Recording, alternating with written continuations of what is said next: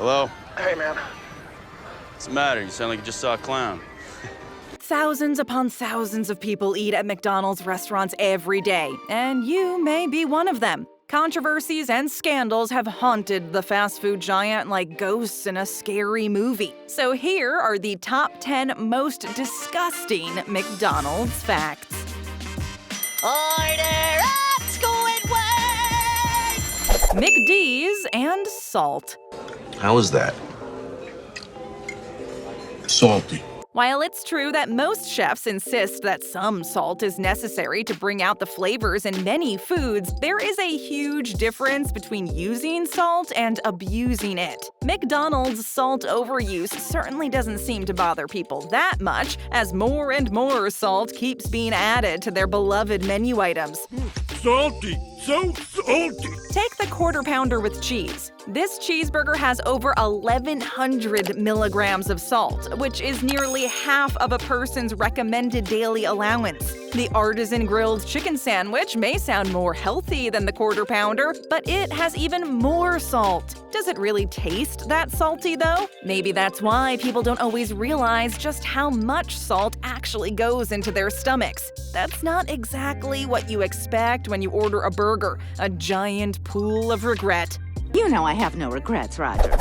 Kiosk Roulette. No, it'd be against my moral compass. Your moral compass is a roulette wheel! If 2020 hasn't reminded you of the importance of personal hygiene, then we don't know what will. Hopefully, it reminded McDonald's to clean their self-serve kiosks more often. Maybe they're even cleaner than back in 2018 when tests conducted in the UK revealed all the junk that were commonly found on the touchscreens. That's disgusting. Obviously, these bacteria are often found where sick people are, like hospitals. But in a fast food restaurant? No, thank you. No, you can't go to public places with a lot of people and expect to not come in contact with germs and all of that. Granted, but don't we all just wish people would wash their hands more often? Businesses like McDonald's have been under a lot of financial pressure for a while, and one of the ways they plan to cut costs is by relying more on technology like self-serve ordering kiosks and less on people, even though we've already established that not every customer can be trusted to be responsible. There are always costs and setbacks with these kinds of decisions, but poop bacteria on the touchscreens shouldn't be something you have to worry about while ordering your Happy Meal. The worms are in their brain! McDonald's apology accepted? We're sorry. We're sorry. No one likes to admit when they've done something wrong, and multi-billion-dollar corporations are no exception. But sometimes it just seems necessary. McDonald's found the strength to say sorry when it was revealed that their famous French fries were made using natural beef flavoring. This admission was particularly important to vegetarians who believed the fast food chain when they marketed the French fries as vegetarian. Hey, I'm vegan.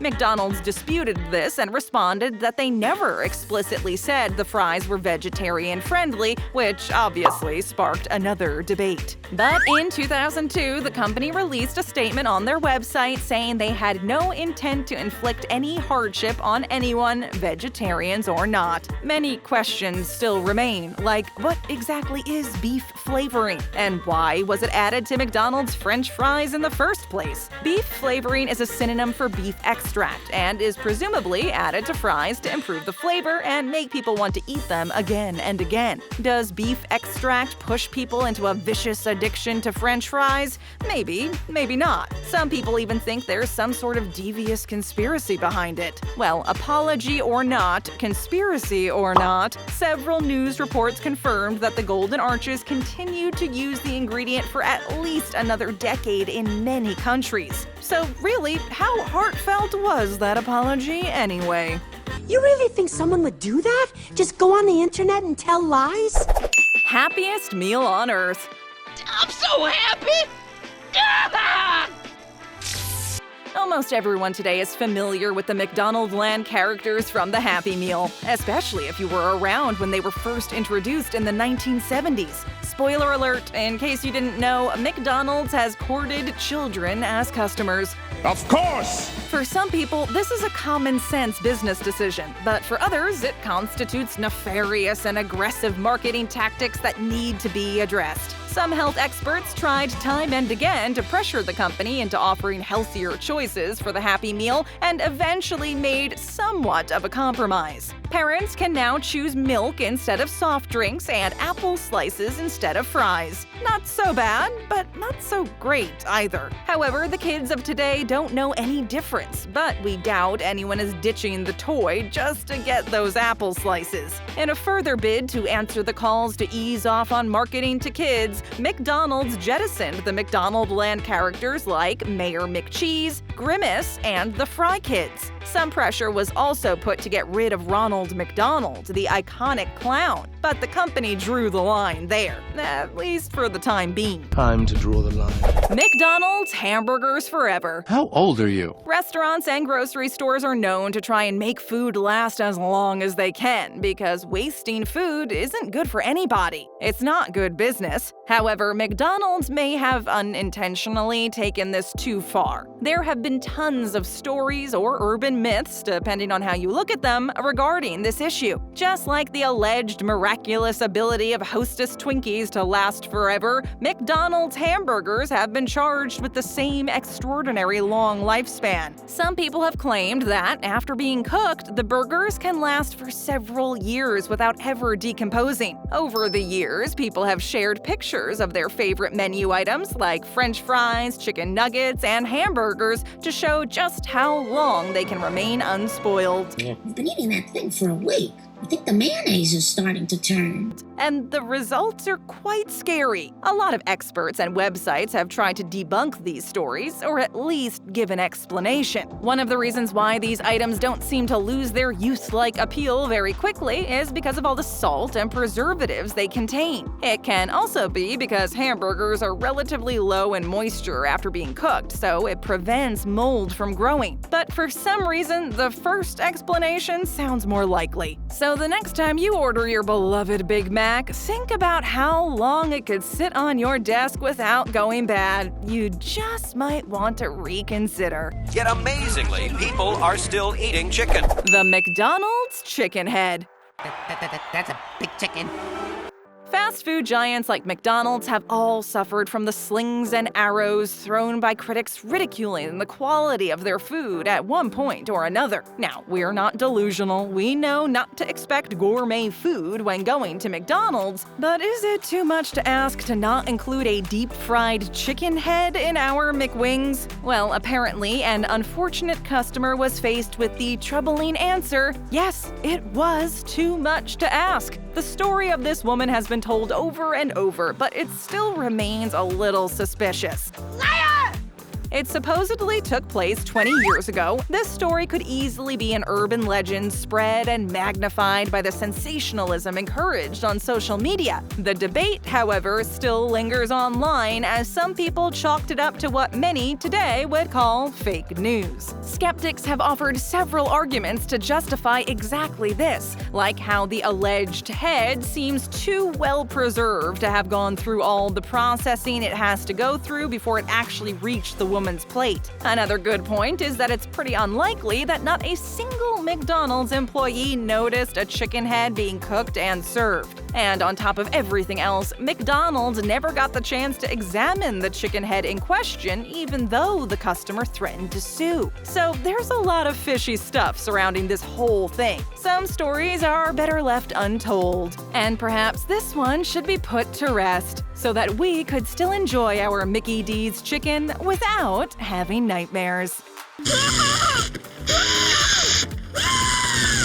Those aren't arches. Nudge, nudge, wink, wink. Who thought of that? Oh, that's some pure dick magic right there.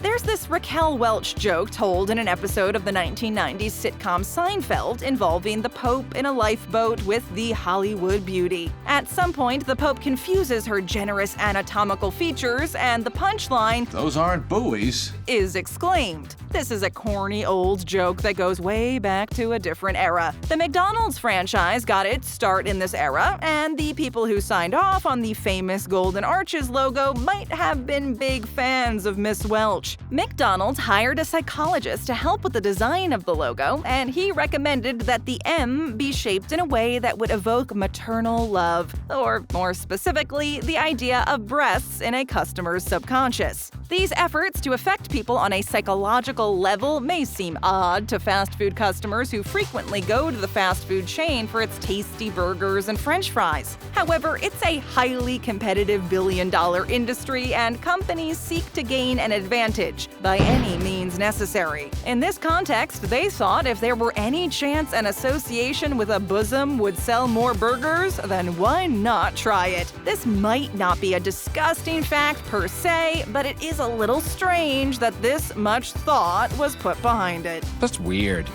Hamburglar on the Run. Running, running, running, running, running, running, run! In an effort to appease health food advocates and other groups that attacked McDonald's for trying to appeal to children, McDonald's had to let go of most of its colorful mascots and come up with new ideas. Although you might not remember, this move created a bit of a stir in the advertising world. Some people say there's no such thing as bad publicity, but judging by the reaction people had to the rebooted Hamburglar, the opposite may have been true. The character's new look literally polarized customers. Literally. Transformed from a cartoonish rogue to a real-life hipster dad figure. It was all kinds of creepy. He looked too much like the kind of dude you wouldn't want to hang around your kids at parties. I mean, most people are already freaked out by clowns enough as it is, so why bring another kook into the mix? Hamburglar has been gone from McDonald's play places since 2002, so it's hard to understand why McD's thought it would be a good idea to bring back the McDonald bland character, having to be identified as every kid's nightmare for the next few years. That's got to be tough. The fast food company probably should have quit while they were ahead and kept the Hamburglar retired. We sure don't want any creepy man on our Happy Meals. I stole Big Macs to feed my family. Silence!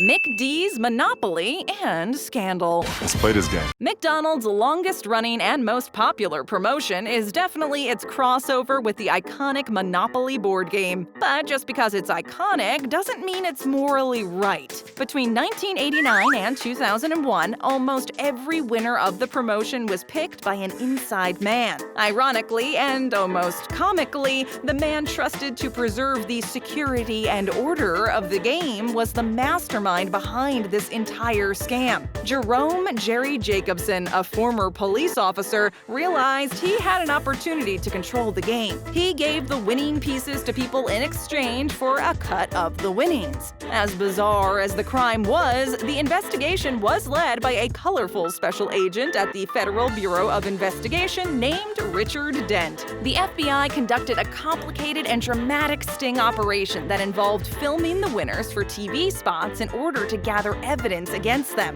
You're going to jail. In August 2001, Jacobson and 7 others were arrested. Eventually, 51 people were said to be involved in the sprawling case, and most of them were charged with fraud and conspiracy. The Monopoly promotion was so popular that McDonald's decided to bring it back in 2016, minus the whole scandal part, we hope. Probably. Not just a salad. That looks really good. Eyes closed, please. Sorry.